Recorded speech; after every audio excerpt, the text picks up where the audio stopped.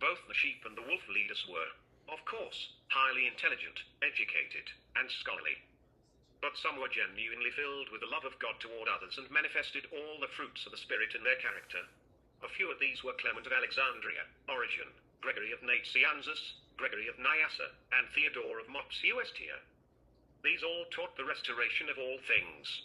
On the other hand, there were also a few major church leaders who were more akin to ravenous wolves, bitingly sarcastic and bitter, such as Tertullian, quoted above, whose poison pen dripped with bitter eloquence. Well, Others were just as bad. The historians do not hesitate to list Jerome and Theophilus of Alexandria as other prime examples of such church leaders. Jerome tailored his doctrinal beliefs to conform to Rome's version of orthodoxy.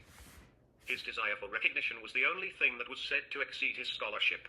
wow. When confronted with the question of Arianism, instead of searching the scriptures for truth, he simply wrote to the Bishop of Rome, asking what position he should adopt. His attitude was much like a modern attorney today, whose job it is to defend a client regardless of his guilt or innocence. Jerome was one of the foremost scholars of his day, but he chose to use that scholarship like a lawyer paid to argue his client's case, not as an honest truth seeker. Let's read that one again. All right, Jerome was one of the foremost scholars of his day. Give him his due. But he chose to use that scholarship like a lawyer paid to argue his client's case, not as an honest truth seeker. So politics always seems, and ambition always seems to find its way, doesn't it? Seeker. Historians describe Theophilus of Alexandria as an unprincipled man having a base mind and not hesitating to make false accusations in order to further his political agenda. For many years, Theophilus believed and taught that all men would be saved. This was, in fact, taught by all his predecessors in Alexandria from the beginning. But one day an issue came up where Theophilus wrote a treatise, agreeing with Origen that God was a spirit and did not have a corporeal form. The Cetic monks of Egypt, who disagreed violently with this assertion, confronted him with it, and Theophilus, out of fear, suddenly proclaimed his agreement with the monks. Later, a wealthy widow donated a large sum to Isidorus, the superintendent of the almshouse for the church in Alexandria, under the condition that Theophilus not be told about it.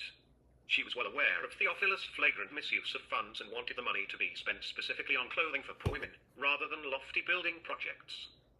Theophilus heard of it, flew into a rage, and banished Isidorus by false accusations. False accusations. It happened that Isidorus was a great admirer of Origen.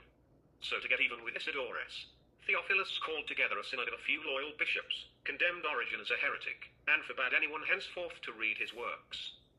When a group of 300 Nitrian monks refused to acquiesce in denouncing Origen, he then sent armed men to attack and kill them. Dang. 80 of these monks, however, escaped, making their way to Constantinople, appealing to the bishop there, John Chrysostom, who, they knew, was a man of great integrity. John was horrified, and after hearing the case, he sided with the monks. However, Theophilus succeeded by outrageous accusations to depose John and send him into exile. He ultimately drove John to his death.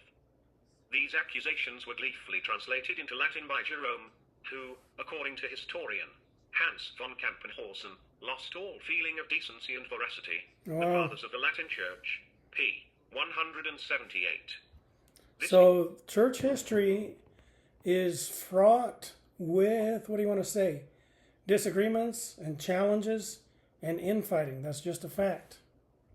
Controversy aroused suspicion against Origen in Rome also, particularly when a new Roman bishop was elected with the support of Jerome's friends. Origen was thus opposed by the new bishop and the West in general. And so Origen, a man of integrity, love, and kindness, was slandered and cursed by the basest of men, wolves in sheep's clothing. And why? It was not for his teaching on the restoration of all things. It was because he believed that God was a spirit, John 4:24.